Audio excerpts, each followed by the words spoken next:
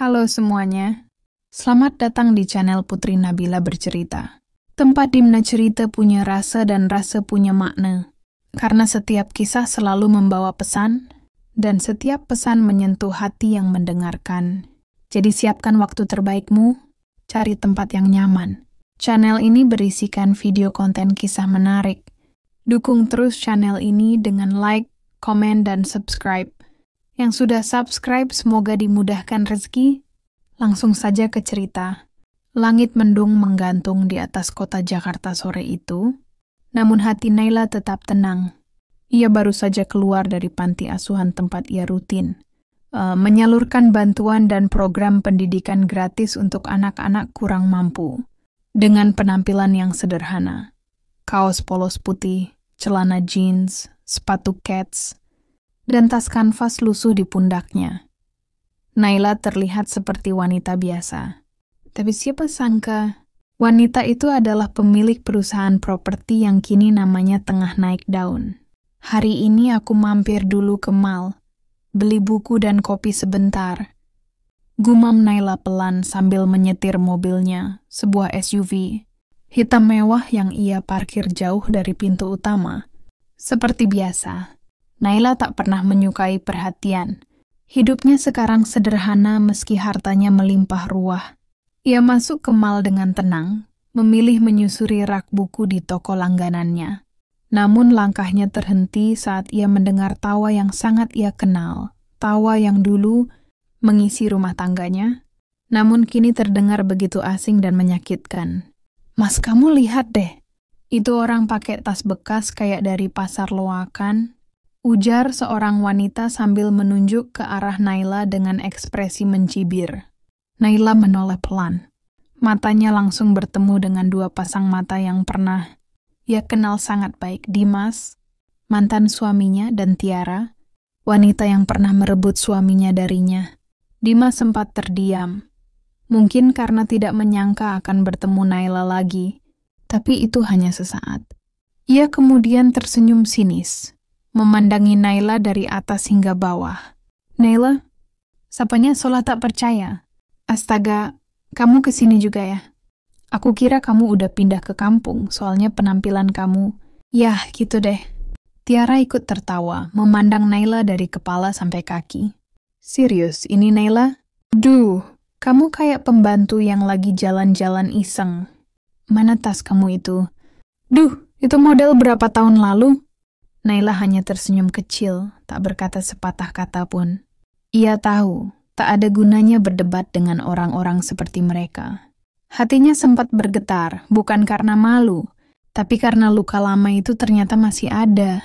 Namun ia cepat menguasai diri. "Nggak nyangka ya, kamu benar-benar jatuh sedalam ini," lanjut Dimas sambil menggandeng Tiara lebih erat. "Tapi ya wajar sih, kamu kan nggak punya siapa-siapa. Setelah kita cerai pasti hidup kamu berat banget ya." Naila hanya mengangguk kecil dan tersenyum. "Alhamdulillah hidupku baik. Justru lebih baik dari sebelumnya," jawabnya kalem. "Ah, iya. Syukurin aja yang penting," balas Tiara. Lalu mencibir sebelum mereka berlalu pergi. Naila berdiri diam sejenak. Pandangannya menatap punggung dua orang yang dulu pernah ia cintai dan percayai. Tapi kini, ia tahu, Tuhan sedang memberinya kesempatan kedua. Bukan untuk balas dendam, tapi untuk membuktikan bahwa harga diri bukan ditentukan oleh penampilan, dan bahwa roda kehidupan selalu berputar. Dengan langkah tenang, ia kembali melanjutkan tujuannya. Dalam hati ia berbisik, "Suatu hari nanti mereka akan tahu siapa aku sebenarnya." Beberapa hari setelah pertemuan di mall, Naila kembali fokus pada rutinitasnya. Ia menghindari mengingat kejadian itu, namun bayangan wajah sinis Dimas dan suara tertawa mengejek dari Tiara terus menghantui pikirannya. Meski tak menunjukkan apapun di depan mereka, Naila tahu hatinya masih menyimpan luka. "Aku kira setelah semua tahun ini, mereka akan berubah," gumamnya sambil menatap layar laptop di ruang kerjanya yang elegan dan minimalis. Ruang itu berada di lantai tertinggi dari salah satu gedung perusahaannya, tepat di tengah kawasan bisnis elit Jakarta. Ponselnya berbunyi, Sebuah pesan masuk dari asisten pribadinya. Bu Naila, minggu ini ada pembukaan galeri seni dari yayasan milik teman, Ibu. Lokasinya di Grand Plaza. Akan ada banyak undangan dari kalangan pejabat dan pengusaha. Apakah Ibu ingin hadir? Naila menimbang sejenak lalu mengetik singkat, "Saya hadir." Ia tak menyangka. Acara itu justru menjadi awal dari pertemuan berikutnya. Hari acara pun tiba. Naila sengaja mengenakan pakaian sederhana. Ia baru pulang dari acara sosial yang diadakan di daerah pinggiran kota. Rambutnya dikuncir dan wajahnya tanpa riasan. Ia memang berniat hanya singgah sebentar untuk menghormati temannya, lalu langsung pulang. Begitu sampai di area pameran, Naila menyapa beberapa kenalan. Ia berdiri tenang di sudut ruangan saat suara nyaring kembali menyentak telinganya. Itu bukan yang waktu itu ya. Wanita kampungan itu. Naila menoleh. Kali ini ia tidak hanya melihat Dimas dan Tiara, tapi juga beberapa teman mereka, tampak berdandan mewah, berdiri sambil memandang ke arahnya. Mereka tertawa kecil, seolah Naila adalah bahan lelucon. Tiara melangkah mendekat. Ya ampun Naila. Kamu diundang juga ke sini? Apa kamu kerja jadi OB atau penjaga keamanan sekarang? Ucapnya dengan nada tinggi yang disengaja agar semua orang di sekitarnya mendengar. Beberapa orang mulai memperhatikan. Dimas tertawa kecil sambil meminum wine di tangannya. Aku sih cuma kasihan lihat kamu sekarang. Habis-habisan ya. Nggak sangka banget ternyata kamu sampai seperti ini. Teman-teman mereka ikut mencibir. Seorang wanita lain berbisik. Tuh kan, katanya dia dulu istri pertama. Tapi kalau lihat sekarang, tragis banget nasibnya. Naila masih berdiri dengan kepala tegak, tatapannya tajam dan tenang. Ia tidak menjawab. Biarlah orang menilai sesuka hati mereka. Ia tahu siapa dirinya, dan ia tahu Tuhan belum selesai menulis kisahnya. Namun satu hal yang tak bisa ditoleransi Naila, penghinaan terang-terangan. Saat Tiara hendak berbicara lagi, Naila mengangkat tangan, memberi isyarat agar diam. Aku tahu kamu merasa menang sekarang, Tiara, tapi jangan terlalu cepat tertawa. Dunia ini punya cara yang unik untuk membalik keadaan, ucapnya tegas. Suaranya cukup keras untuk didengar orang di sekitarnya. Tiara tertawa sinis. Balik keadaan, kamu dengan baju kayak gitu dan tas lusuhmu itu? Naila hanya tersenyum. Lihat saja nanti, ucapnya pelan. Ia tak memberi kesempatan untuk membalas. Dengan langkah anggun, Naila berbalik dan meninggalkan ruangan tanpa tahu bahwa hari pembalasan itu akan datang lebih cepat dari yang ia kira. Setelah kejadian di galeri seni, Naila pulang ke rumahnya, sebuah villa megah di kawasan Puncak yang ia bangun sebagai tempat perlindungan diri. Saat malam mulai menyelimuti, ia duduk di balkon sambil menyeruput teh hangat. Hatinya kembali terusik. Bukan karena hinaan Dimas dan Tiara semata, melainkan karena kenangan masa lalu yang kembali menghantam pikirannya seperti badai. Dulu Naila dan Dimas menikah dalam kondisi ekonomi pas-pasan. Naila yang bekerja sebagai analis keuangan di perusahaan multinasional menanggung hampir seluruh kebutuhan rumah tangga. Sementara Dimas masih mengejar mimpinya membangun bisnis sendiri yang berkali-kali gagal dan justru membuat mereka terlilit utang. Namun Naila tidak pernah mengeluh. Ia percaya pada cinta. Ia percaya bahwa jika ia terus mendukung Dimas, pria itu suatu hari akan bangkit. Tapi semua keyakinan itu hancur ketika Dimas mulai dekat dengan Tiara, wanita muda yang dikenal sebagai sosialita papan atas, putri seorang pengusaha kaya. Awalnya Naila tak curiga, namun perlahan sikap Dimas berubah, lebih dingin, mudah marah dan penuh kecurigaan. Ia mulai menyalahkan Naila atas semua kegagalan hidupnya, hingga suatu malam kalimat itu akhirnya keluar dari mulut Dimas. Aku mau cerai. Aku sudah enggak cinta kamu lagi. Kamu cuma bikin hidupku tambah beban. Naila masih ingat jelas bagaimana ia dipaksa keluar dari rumah yang ia beli sendiri, tanpa sepeser pun pesangon. Mertuanya yang sejak awal tak pernah menyukainya, justru mendukung keputusan Dimas. Sudahlah, Naila, kamu bukan perempuan yang cocok untuk Dimas. Kamu terlalu banyak ngatur, terlalu dominan. Kami butuh perempuan yang lebih bisa jadi istri, bukan atasan, ucap ibu mertuanya dengan tajam saat itu. Ironisnya, tak lama setelah perceraian mereka disahkan, Dimas menikahi Tiara. Foto-foto mewah pernikahan mereka tersebar di media sosial, lengkap dengan caption akhir bahagia yang sesungguhnya. Hari-hari setelah perceraian itu adalah hari tergelap bagi Naila.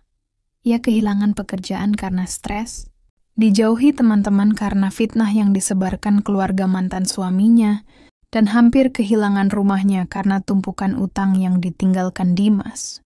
Namun justru dari titik terendah itu Naila bangkit. Ia menjual sisa asetnya, menyewa kamar kecil di rumah kos, dan mulai membuka jasa konsultasi keuangan online. Lambat laun kliennya bertambah, reputasinya meningkat, dan ia mulai berani berinvestasi. Tahun demi tahun berlalu, dan bisnisnya berkembang pesat. Kini Naila memiliki beberapa perusahaan properti, saham di berbagai startup teknologi, dan beberapa aset tak bergerak di luar negeri. Tapi tetap, ia memilih hidup sederhana, menjauh dari sorotan publik.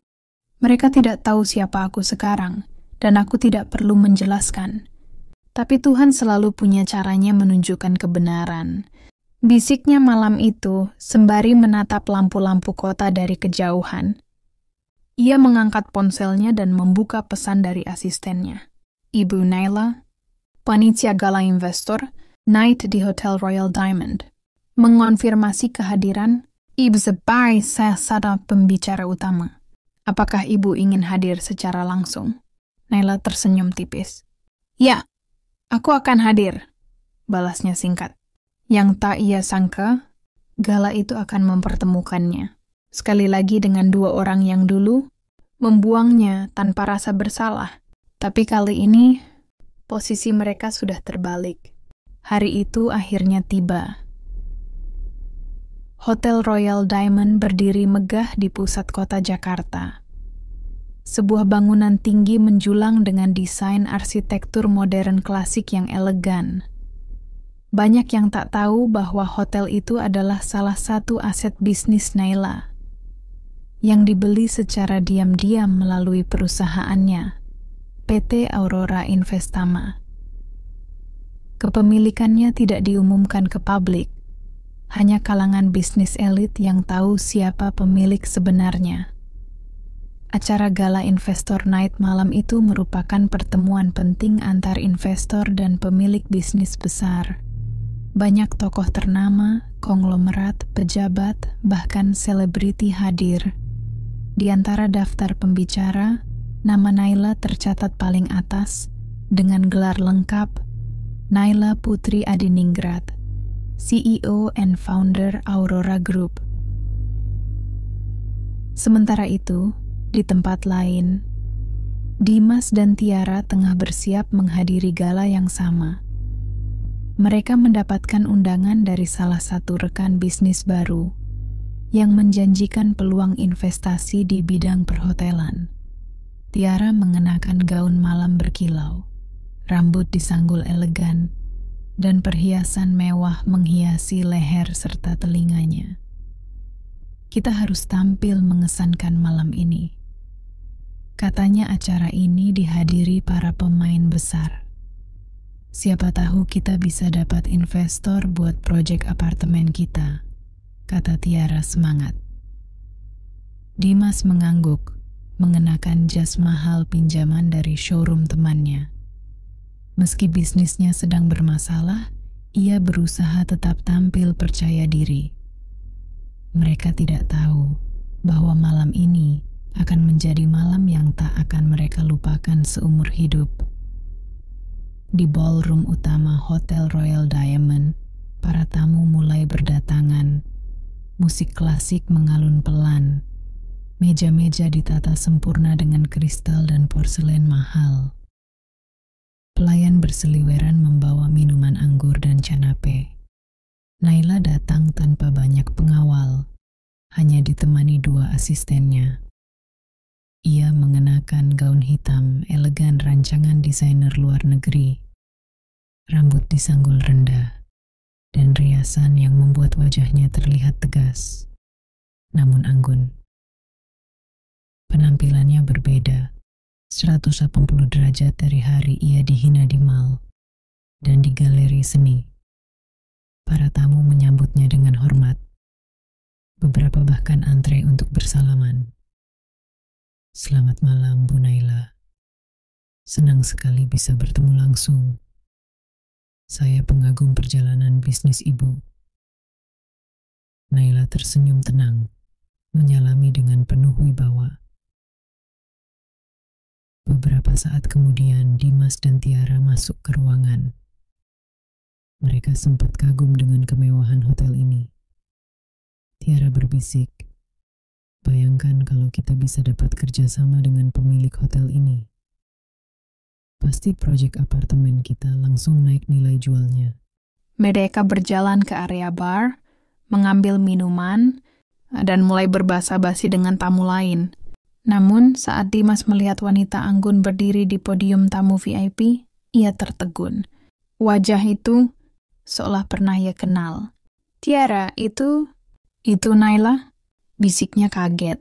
Tiara mengernyit, menoleh ke arah podium. Wajahnya langsung memucat. Nggak mungkin. Itu beda jauh. Terlalu glamour untuk seorang Naila.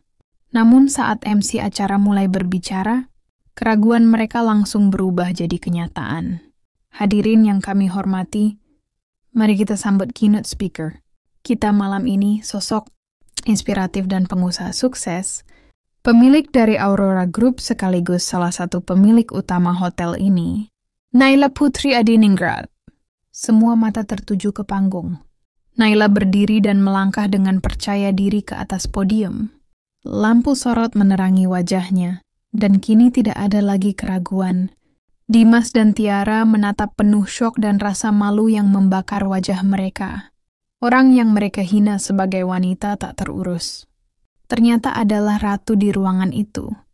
Naila berdiri di podium, tersenyum tenang ke arah ratusan pasang mata yang memandangnya dengan penuh kagum.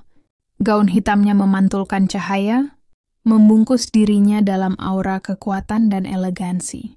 Ia bukan lagi wanita yang dulu diusir tanpa ampun oleh suami dan mertuanya. Kini dialah pusat perhatian. Selamat malam semuanya, ucap Naila. Suaranya tenang namun tegas. Suatu kehormatan bagi saya bisa berdiri di hadapan para pemimpin, investor, dan tokoh inspiratif malam ini. Dulu saya memulai semuanya dari titik nol. Tak ada warisan, tak ada sokongan. Bahkan sempat tak punya tempat tinggal. Tapi yang saya miliki adalah keyakinan dan kemauan untuk bangkit. Dimas dan Tiara duduk di bangku tamu biasa, masih terpaku. Rahang Dimas mengeras. Tangannya mencengkeram gelas wine tanpa sadar. Sementara Tiara menunduk, wajahnya mulai pucat. Orang-orang di sekitar mereka mulai berbisik. Beberapa melirik ke arah mereka dengan rasa ingin tahu. Naila melanjutkan pidatonya, tanpa sekalipun menyinggung masa lalunya secara eksplisit. Tapi setiap kata yang ia ucapkan, seakan tamparan yang menyayat harga diri Dimas dan Tiara. Jangan pernah menilai seseorang dari penampilannya, karena di balik kesederhanaan bisa tersimpan kekuatan yang lebih besar dari apapun yang bisa dibayangkan. Saya pernah dipandang rendah, diremehkan, bahkan dicaci. Tapi saya memilih diam dan membuktikan segalanya dengan hasil. Tepuk tangan menggema saat Naila menyelesaikan pidatonya. Ia menunduk sopan dan kembali ke tempat duduk VIP-nya. Sementara itu, MC kembali naik ke atas panggung. Sekarang, para tamu undangan dipersilakan menikmati makan malam dan networking session. Bagi Anda yang ingin berdiskusi langsung dengan Bu Naila, tim beliau akan membuka sesi khusus di ruang VIP Lounge. Seketika, beberapa investor dan pengusaha langsung bergegas ke arah Naila. Beberapa menyapa, ingin bertukar kartu nama, dan bahkan mengatur pertemuan bisnis. Dimas menatapnya dengan tatapan sulit dijelaskan. Campuran penyesalan, tak percaya, dan rasa malu yang menyesakkan. Tiara mencoba menenangkan diri. Mas, kita harus keluar sekarang. Aku malu, semua orang ngeliatin. Namun sebelum mereka bisa beranjak, seorang tamu mendekat ke arah mereka. Seorang pria tua dengan jas bermerek mahal. "Permisi, kalian kenal Bu Naila?" Tanyanya sopan. Iya. "Dulu kami kenal," jawab Dimas gugup. "Wah, kalian beruntung. Beliau luar biasa. Saya baru saja menandatangani investasi. 50 miliar ke proyek Smart Building milik beliau. Visioner sekali. Sayang saya terlambat mengenalnya," ucap pria itu, lalu pergi. Tiara menunduk makin dalam. Dimas terdiam. Pikirannya berputar kacau. Ternyata wanita yang dulu ia rendahkan habis-habisan kini berdiri jauh di atas langit kehidupannya. Di sisi lain, Naila melihat keduanya dari kejauhan. Matanya tajam namun teduh. Bukan kebencian yang ia rasakan, tapi rasa lega. Ia telah berhasil membungkam segala cemoohan, bukan dengan kata-kata kasar, tapi dengan pencapaian yang tak terbantahkan. Ia mengambil ponselnya, membuka aplikasi mobile banking hanya untuk satu alasan sederhana.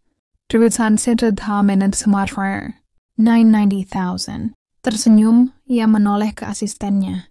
Kalau mereka datang ke ruangan VIP untuk minta maaf, "Suruh tunggu," katanya pelan. "Asal jangan terlalu lama. Aku tidak punya waktu untuk orang yang baru menghormatiku setelah tahu saldo rekeningku." Malam semakin larut, namun ballroom Hotel Royal Diamond masih dipenuhi cahaya dan obrolan hangat para pengusaha sukses. Tiara duduk dengan gelisah di salah satu sudut ruangan, sementara Dimas berjalan mondar-mandir, mencoba mencari cara untuk menebus kesalahannya yang dulu. "Mais, kita pulang aja yuk," bisik Tiara. "Aku nggak tahan diliatin orang terus. Kayak kita jadi bahan omongan."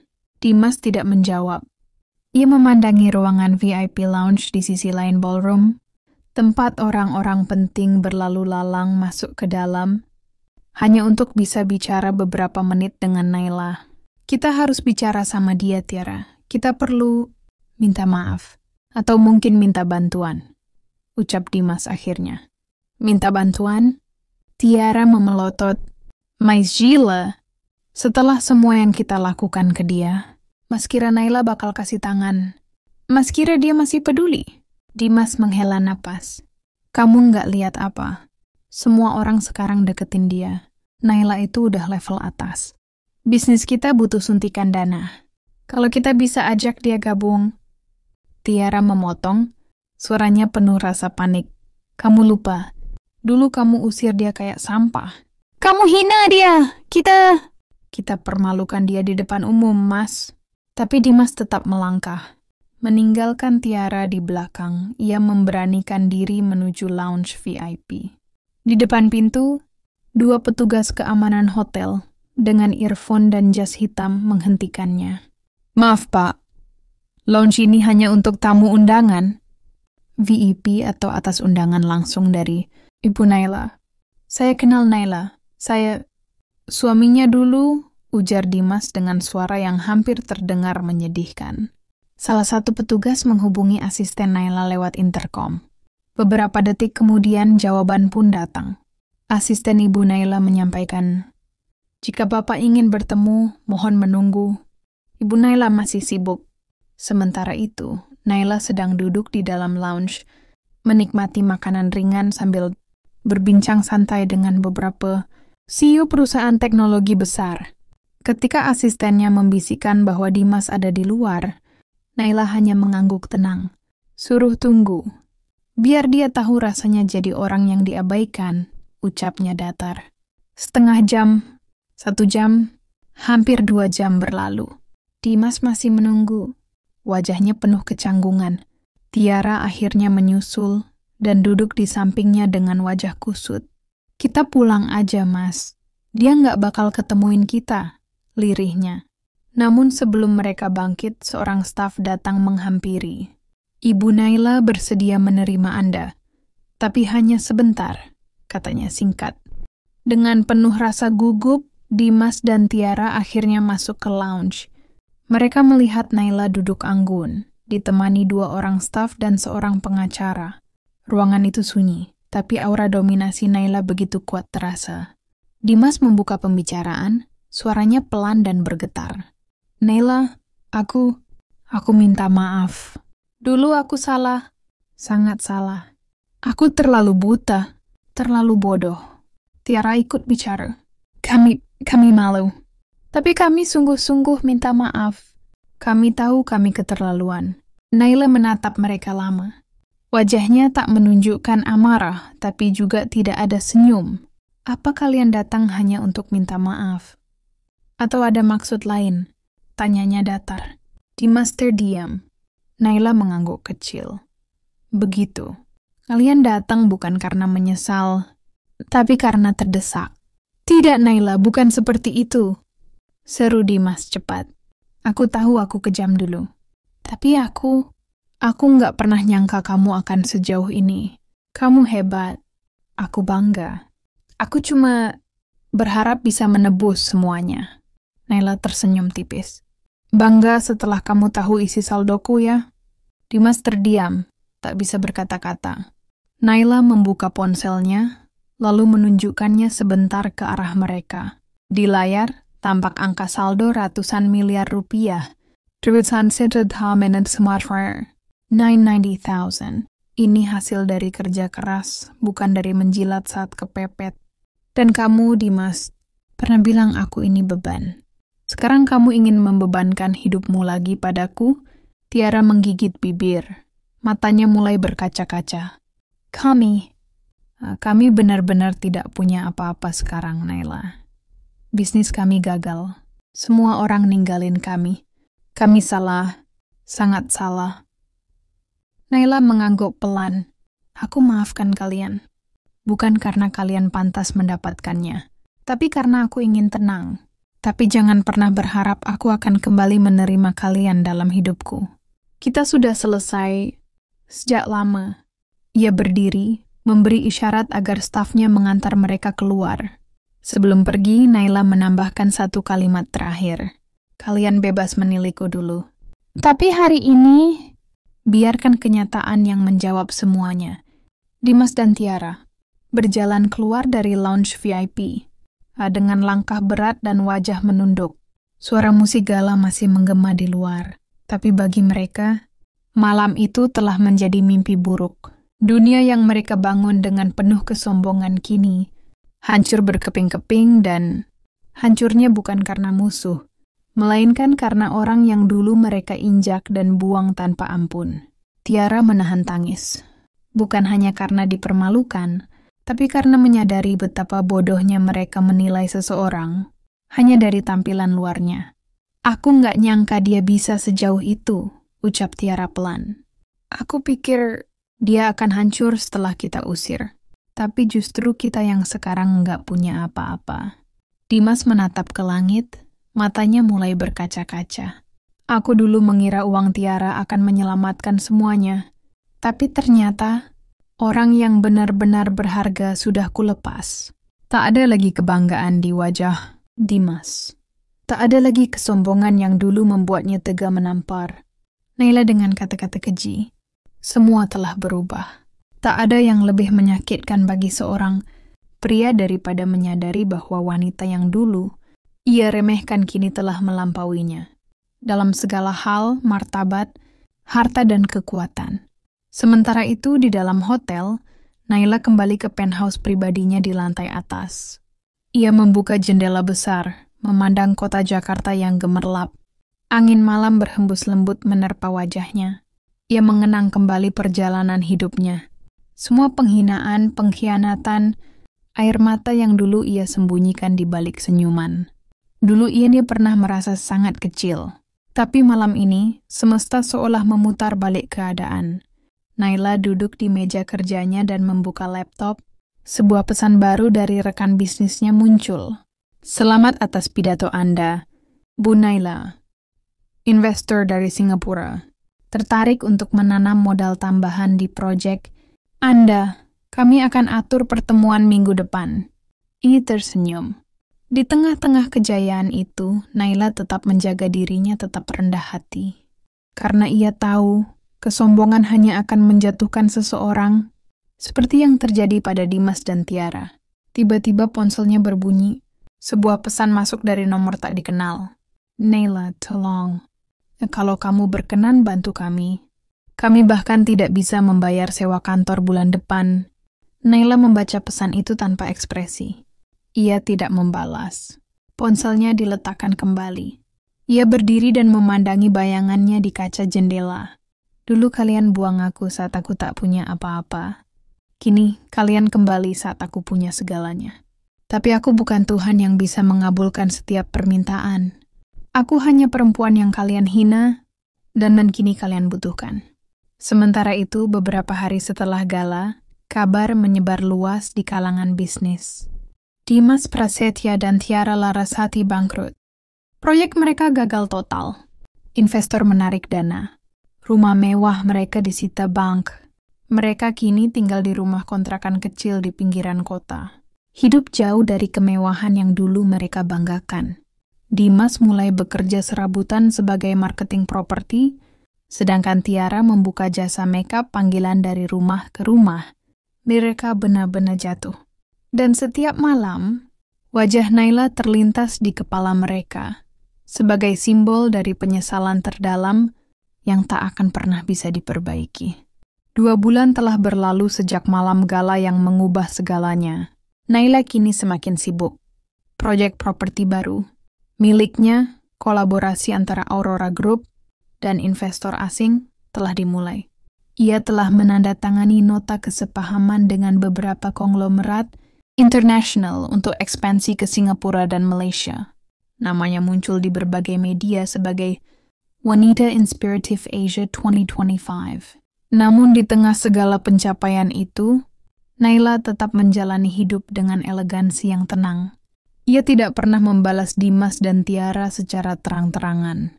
Tidak pernah menjelekkan mereka di publik. Karena bagi Naila, kemenangan sejati bukan tentang membalas dengan caci maki, tapi menunjukkan bahwa dirinya tetap berdiri kokoh, bahkan setelah mereka berusaha menjatuhkannya. Suatu sore, Naila mengunjungi sebuah yayasan pendidikan yang ia danai sejak 2 tahun lalu. Di sana anak-anak dari keluarga kurang mampu belajar komputer, bahasa asing, dan keterampilan bisnis. Salah satu anak menyapanya dengan penuh semangat. Bu Naila, saya ingin jadi seperti ibu suatu hari nanti. Naila tersenyum. Kamu bisa, tapi jangan hanya ingin jadi seperti saya. Jadilah versi terbaik dari dirimu sendiri. Jangan takut tak jatuh, karena setiap luka akan membentukmu. Sore itu, Naila menyadari satu hal.